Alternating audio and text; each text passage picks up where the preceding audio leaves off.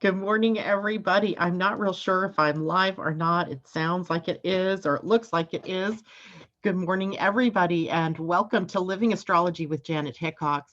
Grab your cup of coffee or your tea, sit back, and let's chat about what is happening up in the stars. Happy Monday to everybody. I hope you all had a wonderful weekend. And we have a lot to talk about today as we're taking a look ahead at the week. We're taking a look at some of the movements that the planets have made over the last couple of days. And we also have today's Mercury conjunct the Sun, which is by all accounts typically a pretty energetic kind of day. And then we also have new messages coming in and new ideas, new revelations, new things that we need to be aware of so that we can take those new messages and begin to apply them out in the world. In astrology, Mercury conjunct the Sun at this phase, while Mercury is in forward motion, is called a superior conjunction. That just means the conjunction is happening with Mercury in front of the Sun, and when it is an inferior conjunction, it is happening behind the Sun, and it's more hidden, right? And that's happening during a retrograde. So I need to go over to YouTube really quickly and see if I can figure out where in the you know what I am. And nope, I don't want to do that. Oh my. Okay, so here we are. Here I am. Yay. Good morning, J-Lo. Good morning, Allison and Laura Wolfberg. Good to see you. Debbie Tibbets-Tumiel. Good morning. I hope your little Rita is doing better. And Phantom Chroma. Good morning. Jennifer Peachy. Good morning. It's good to see everybody out there this morning. And again, I hope everybody had a great weekend. It just seemed to go by really fast. How interesting is it that the weekends can go by so fast when in reality, nobody's really working? Well, I mean, some people are definitely working. The essential people are working. In our state, anyway, we're still in the stay home order until the end of May. And that means that we're really not open up yet. Retail stores aren't open. Grocery stores are, Costco's, things like that. But, you know, like I was thinking the other day, it would be really nice to go to Kohl's or Ross and take a look around at what the fashion is for the summer. Well, we'll have to wait a little bit longer for that. Okay, so today's main conversation then centers around that Mercury conjunct the Sun in Taurus. And we always say, you know, such and such conjunct such and such.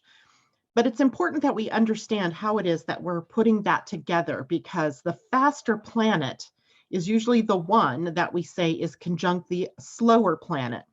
In this case, the Sun isn't even a planet, it's a star, but it is the slower moving of the two. So we say Mercury comes into the conjunction with the Sun, although I've seen it said the Sun conjunct Mercury. In this case, it is Mercury moving into the Sun.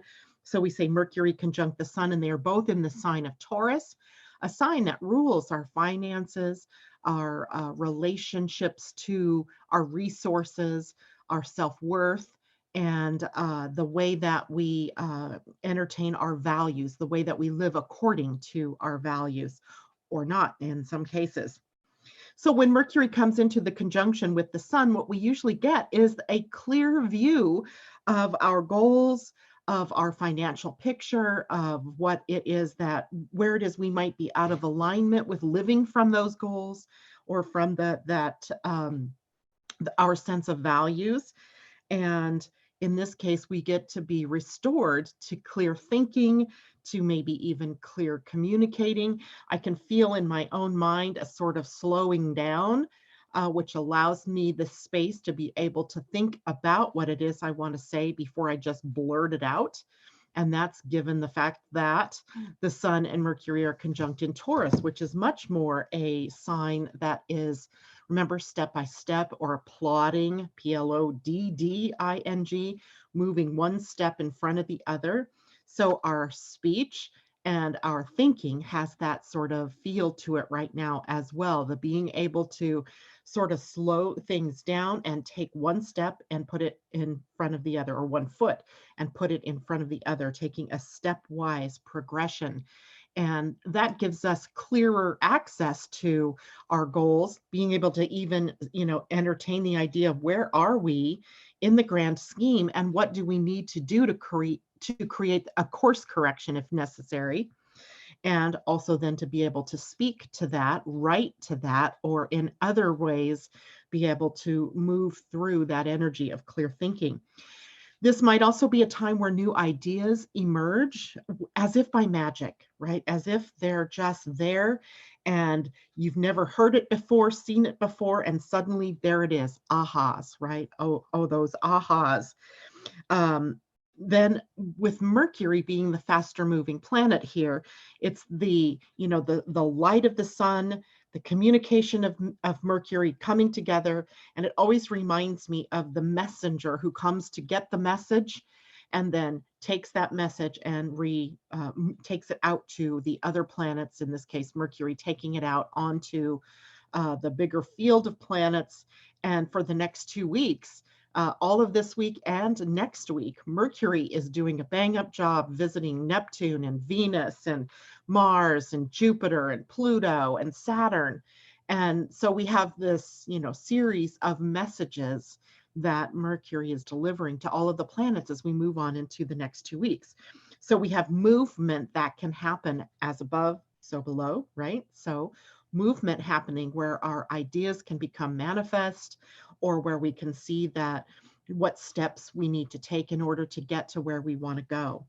And that can translate into busyness, especially as we begin to move into the third week of May, where the sun moves over into the sign of Gemini, and we end up hitting some of the human design gates that are about enthusiasm and about action, busy, busy, busy sort of things. So a lot happening right now in your mind and in your movement, or the ability you have to put out something, a product, or to get something done to entertain the movement toward an opportunity, and then be able to maybe make some success out of places where things have been sort of stagnant or not moving at all. So it's a really good thing. It can be high energy.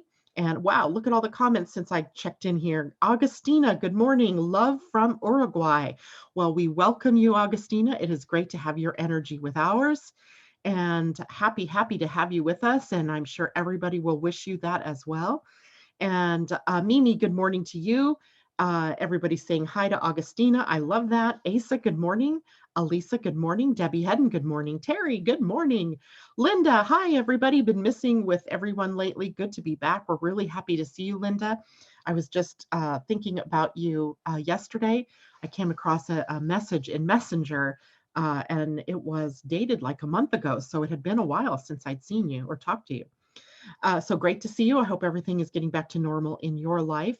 And Augustina is loving the love being poured out to her. I love that too. Okay, so let us go on to what the moon is up to today.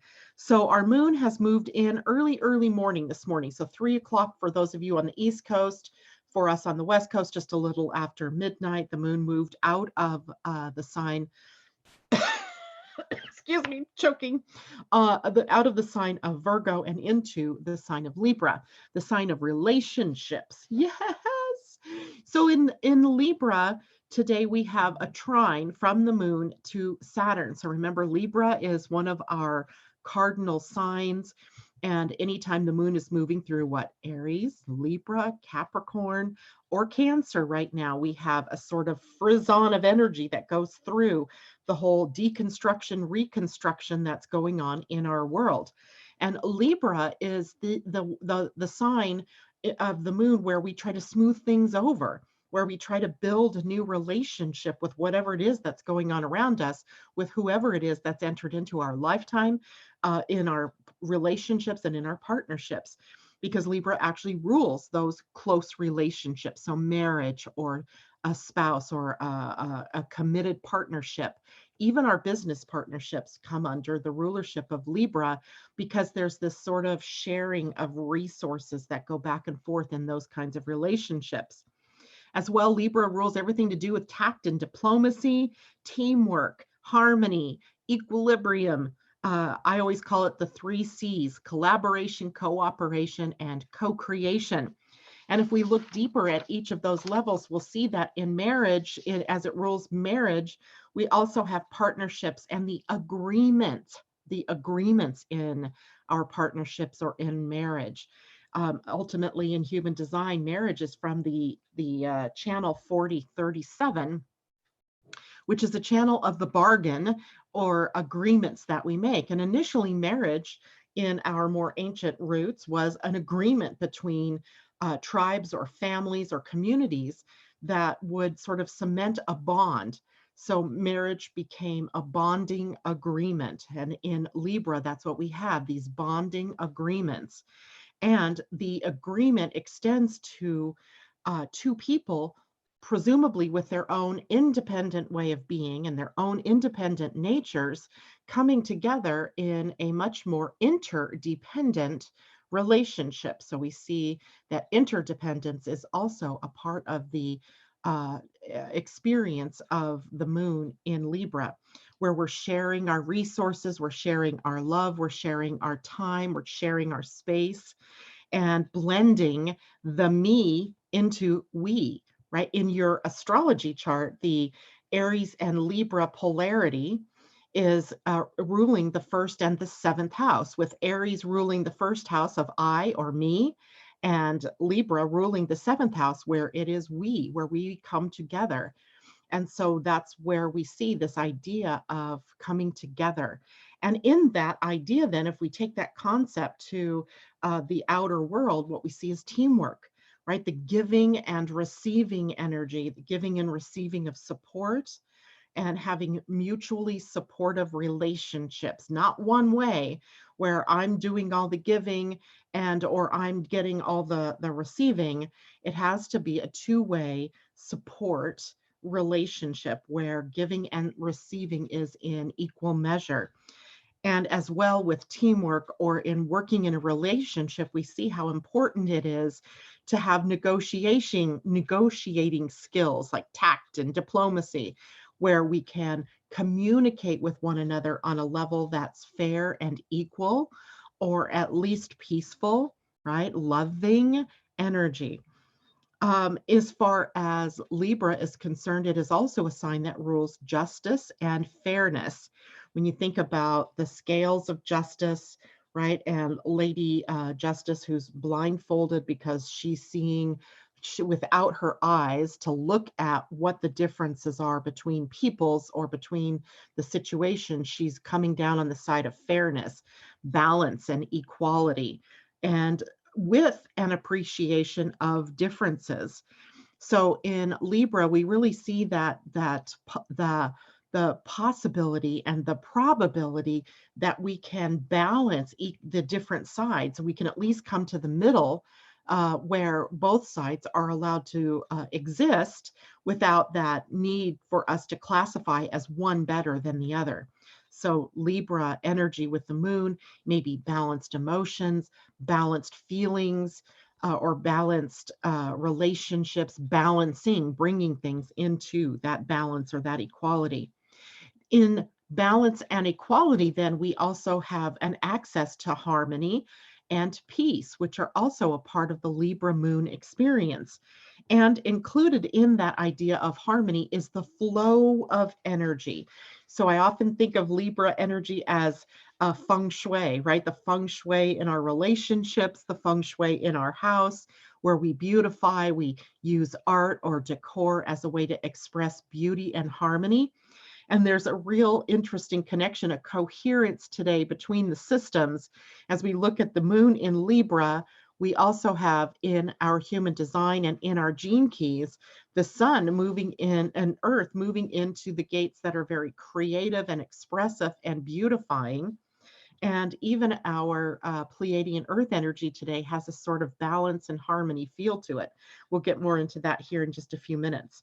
So really, when we're beautifying and rolling with the energy, moving with the energy in a room or, through the way that we're creating art or beauty, what we're taking it to is a level of refinement that only Libra can really appreciate, secondary to Taurus, who can also appreciate that love, that beauty, that harmony that comes when the aesthetic is there. And good taste and elegance and luxury, all a part of this. Venus ruled sign. Libra is ruled by Venus, as well as Taurus being ruled by Libra, or being ruled by Venus. So we have a lot of Venus energy apparent right here with the sun and Mercury's conjunction in Venus, or I mean, in Venus ruled Taurus, and then the moon moving through Libra today. So we're tying some ends together where we can sort of create that pathway forward harmoniously or peacefully or in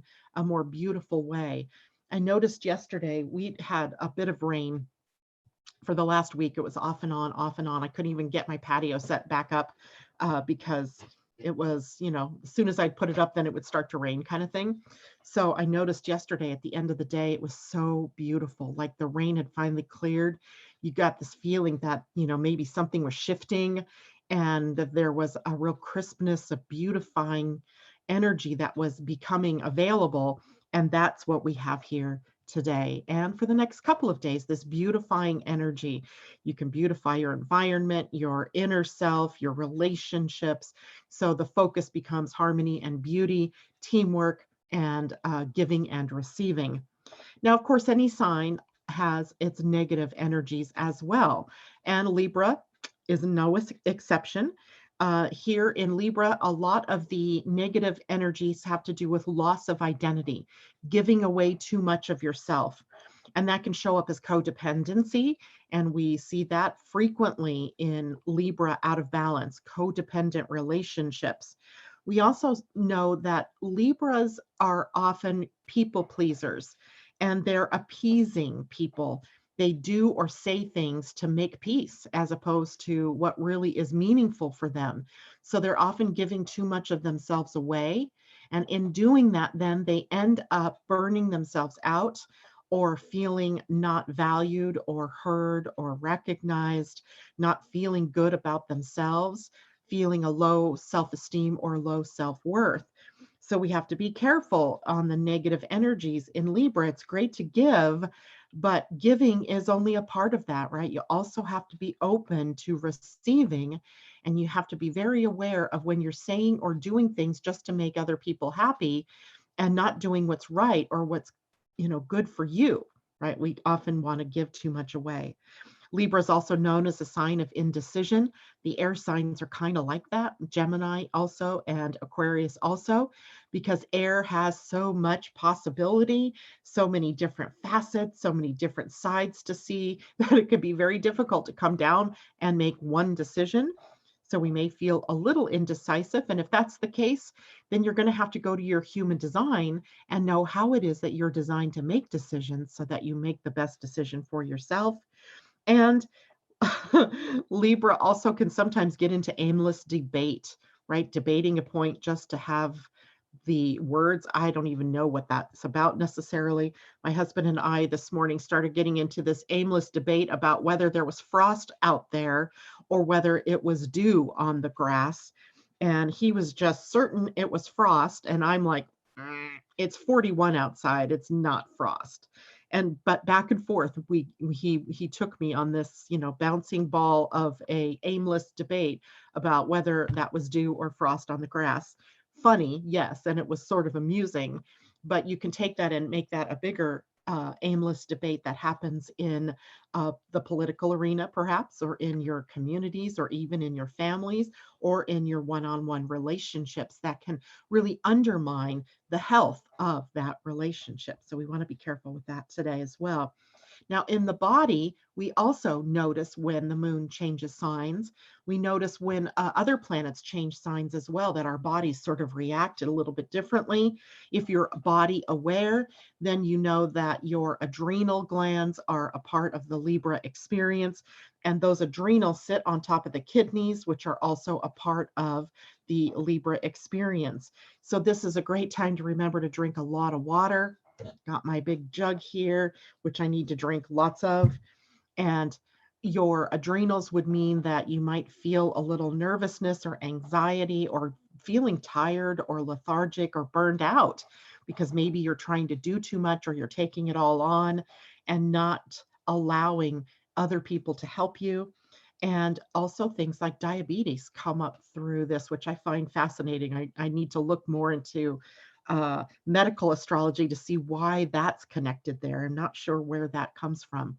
The pancreas, maybe it being a part of, I don't know, but that's a research project for another day. Okay, I'm going to head over to YouTube, see what people are saying and questions. Elisa says, I'm feeling that energy, a little bit of overwhelm, indeed. And Terry, yes, there's that energy, crazy day today. I can say this only because I know my granddaughter, who's turning 17 today, my oldest granddaughter, my very first grandchild turned 17 today. It's unbelievable. And of course, this is happening under a stay-home order. So her mother and father have planned a parade, if you will, of cars to go by the house to, show signs and so forth. My husband picked up that project and made it his own, as only a Libra can do. And he is going crazy with all the plans of getting that out there and getting that done. So that'll be kind of fun for her. At least we can make her feel special, even if we can't all get together and, eat together or have a party for her. We'll have to do that later in the month. So there is a little bit of craziness in the air, a little bit of over the top, right? So Libras, you guys are the ones that tend to go a little bit over the top, that you need to come back into that balance and keep those scales sort of like, this and not like this. Keeping it cool, keeping it in the medium. J Lo says, I'm pretty lucky. I'm a Taurus, a Libra, and my Venus is in Gemini. And I'll tell you guys something here in a minute. J-Lo also says, ooh, I'm looking at the calendar and I have Mars trine my ascendant. High energy day for you. Phantom Chroma, sorry person who needs me to make a decision. I'm going to need a full moon cycle for that. Oh, you must be a reflector. And own it, right? You need to own that, girl. And J-Lo, the adrenal gland should regulate, maybe. That's where the Libra comes in. If off balance, it's a sign, maybe just an assumption. No, I think there's something to be said about that, J-Lo. The adrenal glands do regulate our hormones, cortisol, and other stress hormones. And so when those are out of balance, then you have the injection of a lot of those stress hormones into the body, and a whole cascade of events occurs in the body biologically that can set you off balance, right? Take your metabolism and dump it and create burnout or anxiety, things like that. So I get the adrenal part. It's the diabetes part that I don't get, but I'll figure that out, no doubt. So I wanted to tell you guys something. One of our listeners, I don't know if she listens in the background or if she hears the podcast, but her name is Ursula. And she is a fairly new person in my experience here. And she sent me a link one day to a book, and it was called Shamanic Astrology. And I had come across this years ago, way back in the very beginning. I used to watch or listen to this lady named Carolyn, whose name has since changed. And she would have all kinds of really interesting things to say about shamanic astrology. Well, I downloaded the book that Ursula recommended, and I started reading it, and something clicked within me, and which often happens, right? I'm a Gemini. I love these new ideas. I love, looking at new things. But something clicked in me about reading of a chart, reading of our astrology. So I pulled up my own chart to start looking because, for example, the moon in shamanic astrology, wherever it's placed in your chart, represents the school of magic or the mystic school that you've already accomplished in your different lifetimes. So mine is in Virgo. So there's the Virgo school, mystery school that I've already accomplished in this lifetime. And your rising sign then shows you what it is that you're here to, what mystery school you're working on in this lifetime. So I have a Cancer rising, so I'm working on the family traditions, foundation, stability, security kind of mystery school. And I've only just scratched the surface of this, but something about the wording of it, the feeling I get when I'm thinking about that, just makes me feel like there's some kind of truth here and that I want to keep pursuing, right? That I want to look further into. And of course, as I learn more, I share more with you all. And then in that particular system, the North Node and the South Node, which we've been sort of focused on because tomorrow is their first full day of being in the new sign for the next 18 months of Gemini, North Node, and Sagittarius, South Node, where our collective lessons, destinies, and so forth are going to be changed somewhat. And I think that the North Node is sort of in your personal chart then, is sort of showing you the direction you need to go in order to accomplish the learning you intended with the mystery school shown through your ascendant. And I know these are different verbiages, and I'm not quite comfortable with exactly how to use them yet, but know that we're going to be talking more and more about this. In this particular astrology system, then the house of the planet's placement is far more important than the sign it's in some cases, even, not even looking at the sign that something's in, more appropriately, the house it's in, because it shows the area of your life in which this will take place. And in that system, then they use the whole sign system of house placement. So whatever your ascendant is, mine's 26 degrees of Cancer. So my first house begins then at 0 degrees Cancer. And where Cancer ends, all the planets that would be from 29 and through 0 are placed there. And then the second house then in my case is all through Leo, from 0 to 30 or 29 Leo, and on through there. So so the houses aren't necessarily cutting with planets in, partly in one house and partly in the other. So it's an interesting way to look at it. And again, I haven't quite completed this whole thing. Chiron takes on spectacular meaning in this particular system.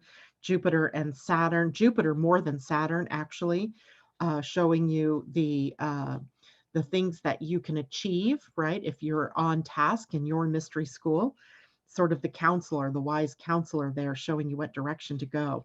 So as I learn more, I will teach you all more or discuss this more and take a look at people's charts, because I just found it to be so fascinating. Marissa, good morning. And anyway, so now let's take a look at what else is going on today. Let's move over to human design. I did save the human design chart for us to take a look at this morning. So let me open that really quickly before I share my screen with you. And did I put it in downloads? Yes, I did. There it is. And let me share the screen. And you'll see we have a completely open human design chart for the week, or at least for today. And yet the sun and the earth have changed signs or changed gates, and they are now at the gate 2 and the gate 1. So that is an interesting combination, because to me, when I look at this week, then it's all about that Libra energy of balance and harmony. But what are we balancing and harmonizing here? We are bringing into harmony the great energies of the masculine and the feminine. And the gate 2, where the sun is, it's the very masculine sun sitting at the most yin or most feminine gate in your human design. And then we have the feminine earth right here sitting at the most masculine sign, the most yang energy. So if you stepped back and you looked in on that, what you would really see is the giant yin yang, right? Where there's this harmony and balance when all the energies are aligned the way they're meant to be aligned. When the feminine is expressing the feminine, and when the masculine is expressing the masculine, neither one taking away from the other, but blending them into this beautiful harmonizing symphony, if you will. And so that's what's happening also for then this human design week within us, is we're harmonizing the great yang energies of the masculine with the great yin energy, the feminine. And I'll show you where those two gates are. They both happen to sit on the diamond, which is the identity center. Hopefully you can see my little pink cursor here circling that center. And that particular center is the seat of the soul. And it is an energy. It is all about love, right? This is the love energy. And it isn't like I love you, you love me. It just that it's the bigger organizing principle of the universe, which is really the energy of love. And all of these gates then on this center in some way, shape, or form resonate to the energies that we would think of as love. For example, forgiveness. For example, self-expression, a love of the expression of one's own self in the world, the love of leading and being that role model, the love of self, the love or self-love, a love of humanity, the love of being in receiving, right? Receiving love. And then 46, the love of the body or being in the physical, the love of spirit.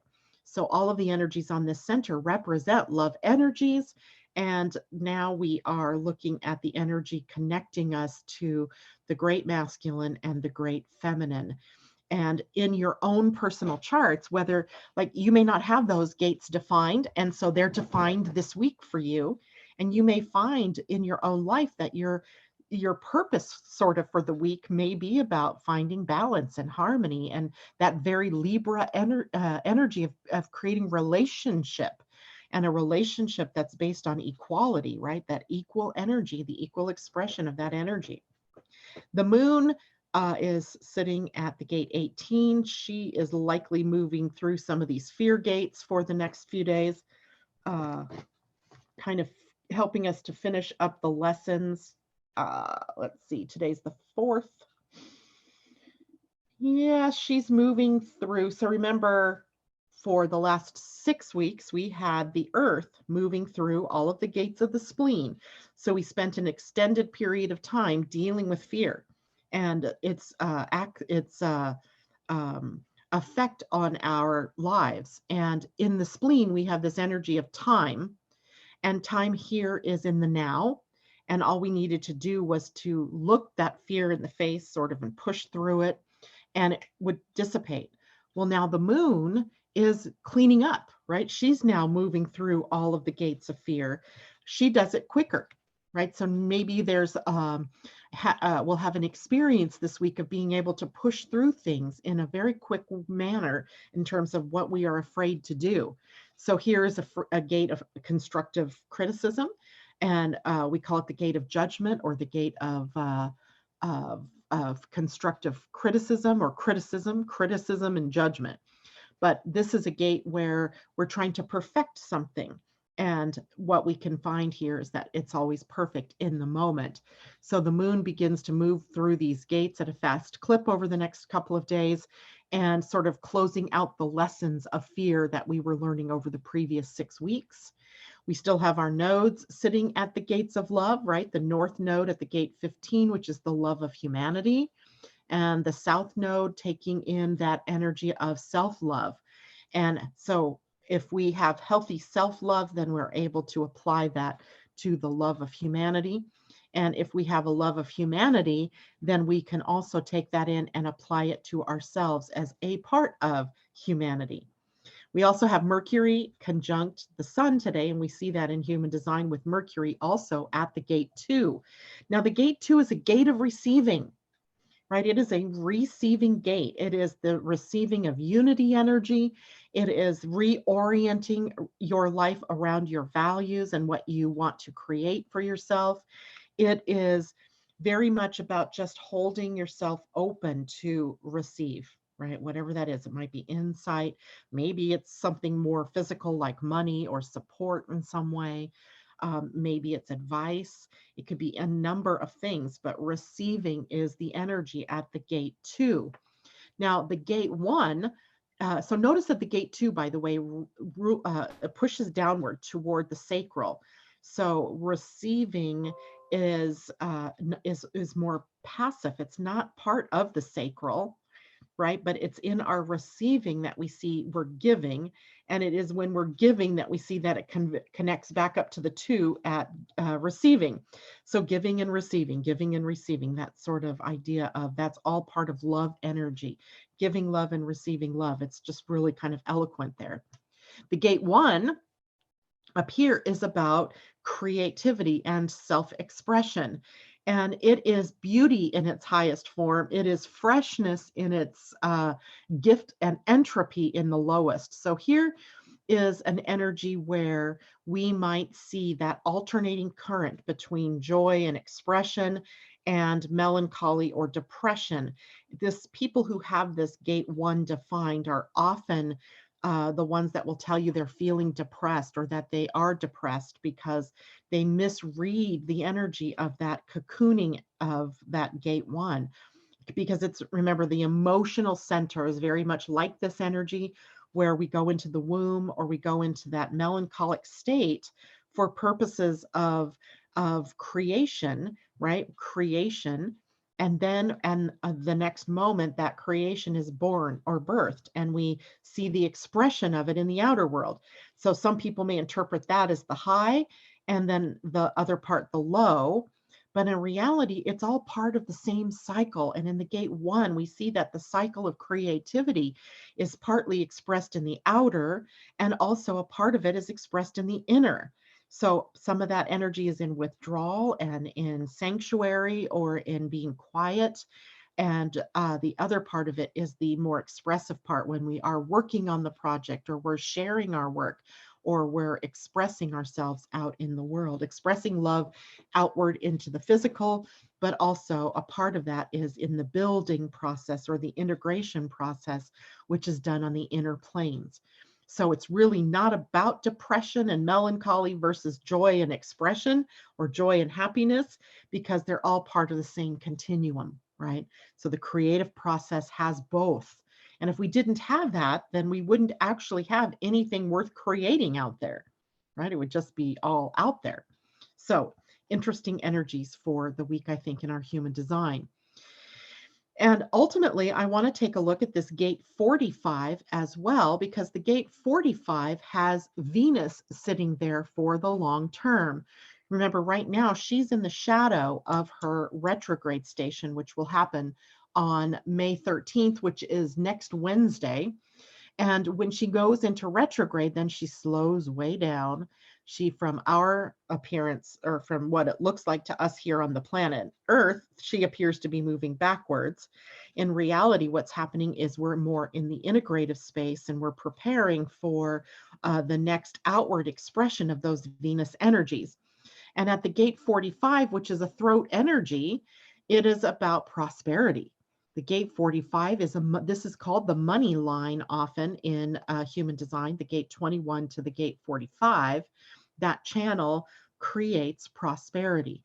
And one end of it is the spender and the magnanimous giver. And the other end is the bookkeeper who says you can't just give away your millions without, getting millions in, right? Money in, money out. There's a flow established here. So we have Venus now sitting at the gate 45.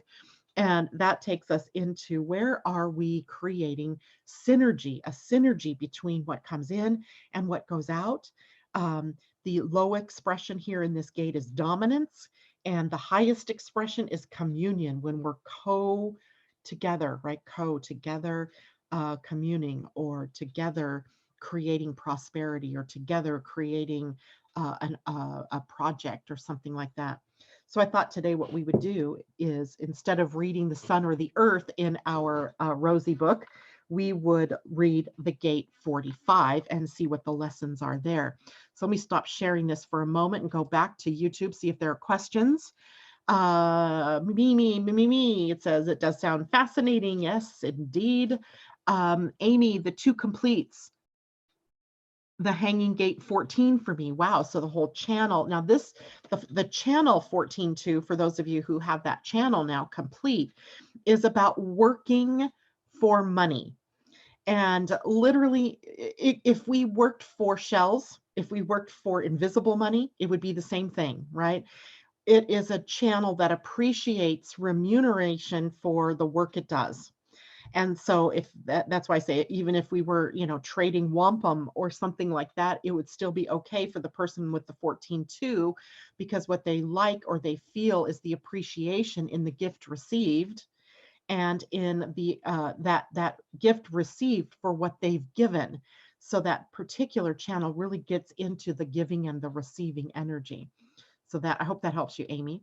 Laura, my moon is in Libra in my 5th house, and I'm feeling overwhelmed today. So I think what you could focus on then today, Laura, instead of the overwhelm, is what is it that you would love to do that brings you joy? Because that's what the 5th house is all about, is joy, creativity, love, romance, your children, relating to the world from the childlike enthusiasm, trying not to get into the serious stuff today. By the way, I meant to mention that early today we have Moon in a trine to Saturn. And Laura, that may be sort of what you're feeling right now. Is there's this more serious energy that's there. The Moon trine Saturn is often about where we need to find resilience, where we have to be patient, waiting for that energy to shift, where we need to come into the common sense rather than the crazy, where we might feel a little more conservative, a little bit more like we're holding back somewhat. And it is not so much emotionally depressive as it is, we're just being more reserved. We're kind of reserving our strength in order to endure something through a time period, through a project, or through something that we need to take care of. So we have a lot of endurance ability, but Saturn sometimes can make things feel a little more serious. But the moon is what's in a trine to Saturn, and the moon moves quickly. So every couple of hours, the moon is moving. It will soon move away from that trine in Saturn. And what you can do now instead, Laura, is to find ways to make yourself feel good. What's creative in your life? What do you want to create? And you can always get out your color books and your crayons and just start coloring a beautiful picture or drawing something. Laura, Janet, we have similar natal charts. Yes, I do. I see that all the time. And I like that, right? It helps because it means that we're drawn together for a reason, for a purpose. It's our energies that brought us together. I see that a lot. Asa, good morning. She says, I have that one gate defined, and hearing this helps a lot. Thanking you. You are so welcome. Marissa, hanging 15. So now the 15-5 is complete for me. Is we got, yeah. What's at 5? What's it? We didn't talk about 5, but maybe you saw something in the chart. I hadn't looked at 5 to see. No, it couldn't be. It couldn't be in the just now chart. Otherwise, it would complete the channel with 15, and we'd have some color centers there. So maybe in your own chart, you have a hanging 5, and now hanging 15 comes together and completes that channel for you. Amy, wow. And I pulled a self-employment oracle card this morning. Cool.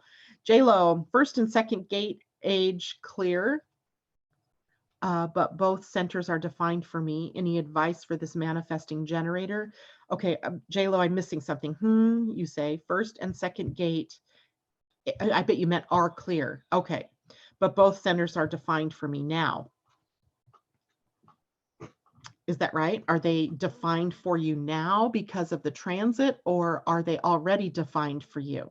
If they're already defined for you, then this isn't necessarily new energy for you. This isn't a new experience.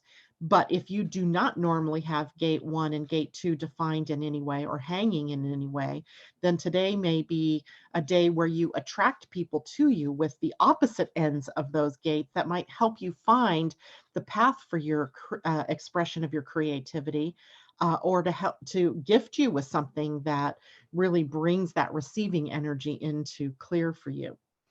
And Marissa says, yes, completes the channel, right? So that particular channel, Marissa, the 15-5 is about timing, and how timing is never in our hands, right? It's the right timing.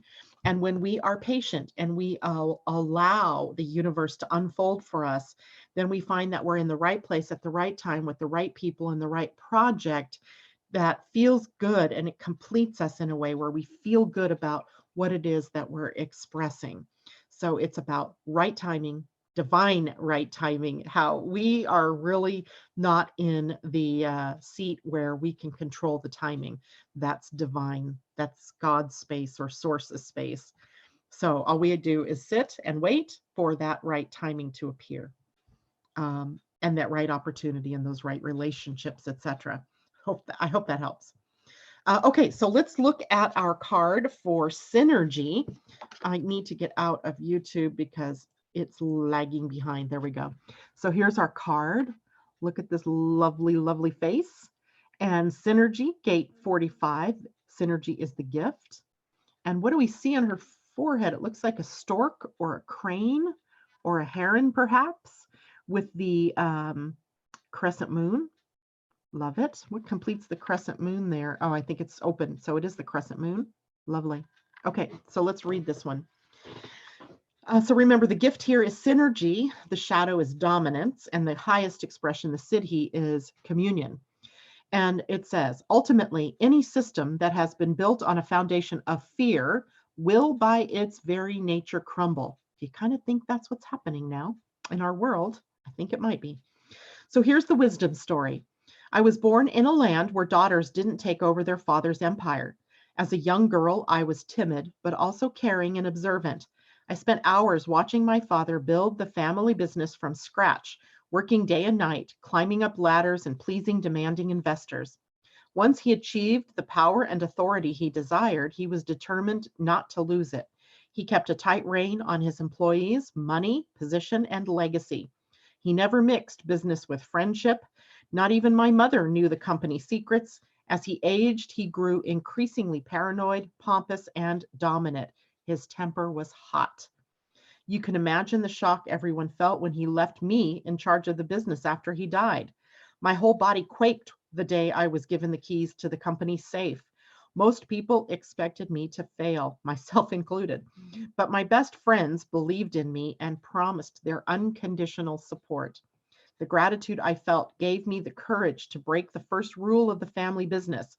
I invited my friends in, instead of seeing them as threats, competitors, or needy parasites. Well, I almost choked on that one. I saw them as invaluable and trustworthy resources. I shared all that I knew, all that I needed, and then gave them the freedom to do what they were best at without any interference. At first, profits went down, and I worried that we'd go under, but the atmosphere of the company had changed. Goodwill, collaboration, and creativity abounded. Soon, our level of efficiency increased and profits rose. I invested most of our earnings into educating and training old and new employees in the fields of their heart's desire. Soon, people stood in line just for the opportunity to work for and with us. Over the years, our products and services became increasingly healthy for our customers and the environment. The life-work balance of our employees improved, their families flourished, and even participated in the fun. We became recognized and used as a model all over the world for our humanitarian efforts, capacity to share as opposed to trade, resources, and our willingness to cross-pollinate with cutting-edge businesses, nonprofits, artists, and activists. Not bad for a timid girl like me. My gift to you. I'm here to encourage you to take a leap and let go of your fears. Whether you are a member of a family or a leader in a business, look for the ways that fear still rules your life. Where are you territorial? Where are you holding on to power that would be better shared? The time has come on our planet to begin organizing ourselves differently than we've done before. Competition is on its way out. Synergistic collaboration is on its way in. Competition, oh, I already read that part. Though you may look at the world and understandably think that profitability is prevailing over goodwill, I come to reassure you that it isn't. Goodwill always wins in the end. Questions for contemplation. Where are you too timid and afraid to rock the boat? Is it time to challenge an outer authority in your life? Where have you given into unhealthy competitive impulses? Where might you still be obsessed with climbing up a ladder? Think of a time when goodwill and collaboration paid off. And imagine participating in an exciting synergistic collaboration. What kind of project would excite you most? Which of your gifts would you want to bring to the table? Who would you want to co-create with? If you don't know anyone specific, make people up. Journal the qualities you'd want your collaborators to have. Imagine your ideal creative communion, right? Love it, right? If you can't see somebody specific, make them up. Make them up. But note the emphasis for Venus long term at this gate on collaboration, co-creation, and cooperation. And we might as well add another co-word, communion, right? Communion, and working together with synergy. So that is our Venus, which is in effect throughout the month of May. In fact, it doesn't shift until way at the end of the month, May 29th. So we have a lot of lessons we can learn about goodwill and synergy. And I think, all things being equal, it seems like the coronavirus has been the great equalizer here in breaking down the old and preparing us for the new, whatever that might be and however that looks. So that is sort of our the high side of all of these things that have been going on in the world. Okay, questions or comments on that? Nope. I don't see any yet. Good. All right, let's talk about the Pleiadian-Earth energy of the day. Holy cow, it's almost been an hour. And then I want to draw an animal card, a spirit animal that is going to be our guide for the week. So today, when we look at our Pleiadian-Earth energy, remember the day of the week and the day of the universal day energy are matching for the first 13 days of the month. So if today's May 4th, then we are at the energy of 4, which is a foundational energy. So the universal energy, for those of you who are new and have not heard of the Pleiadian-Earth energy, it's based on a calendar called the Pleiadian-Earth calendar, Earth energy calendar, and also astrology. It's your guide to conscious evolution and spiritual advancement using the spiraling energy patterns of the universe. This calendar is put out by Pia Orlean and Colin Baird Smith as they are channeling the energy of Pleiadians through a group called Larkma. And they bring us this wisdom that reminds me of the Mayan calendar. So I often equate these things, these days, with the Mayan calendar as well. And it shows us how we are spiraling in our conscious evolution and it not being a linear process or just a circle.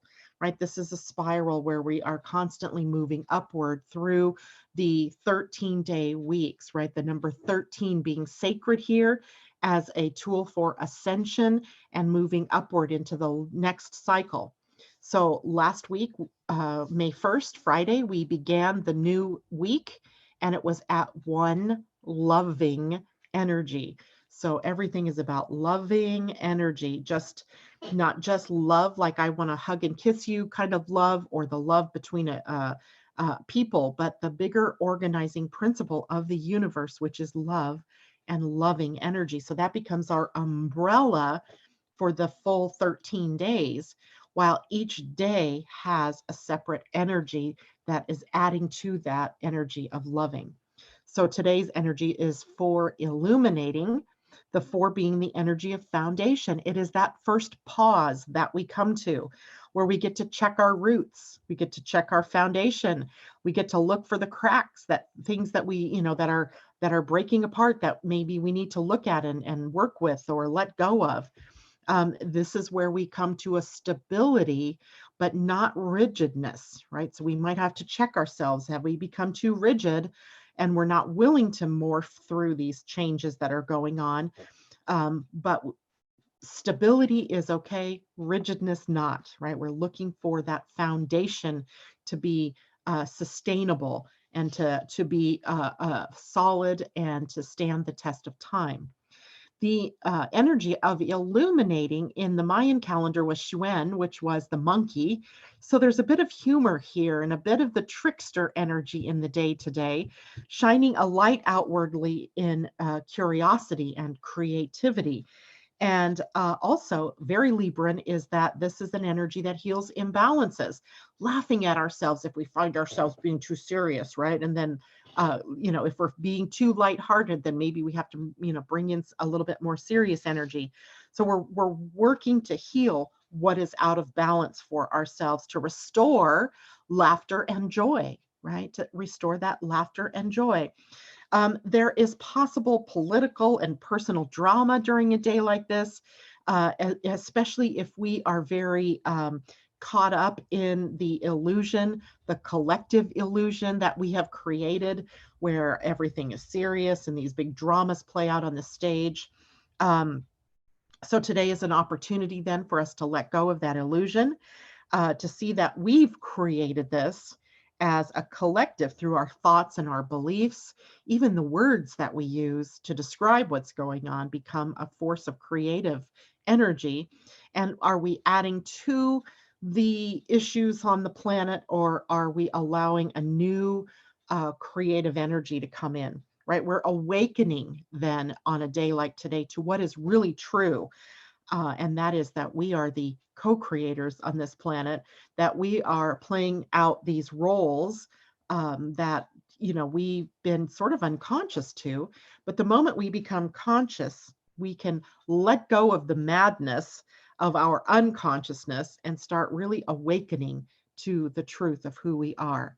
So this day sees us maybe stabilizing this idea of being a co-creator, and that we're not the victims of what's going on out in the world, as we've participated in the collective creation of that. And to what end, right? To what end? What is that drama or that trauma teaching us, right? What is it showing us? That's what grain of what's going on in your life is the truth, right? That you're meant to connect to.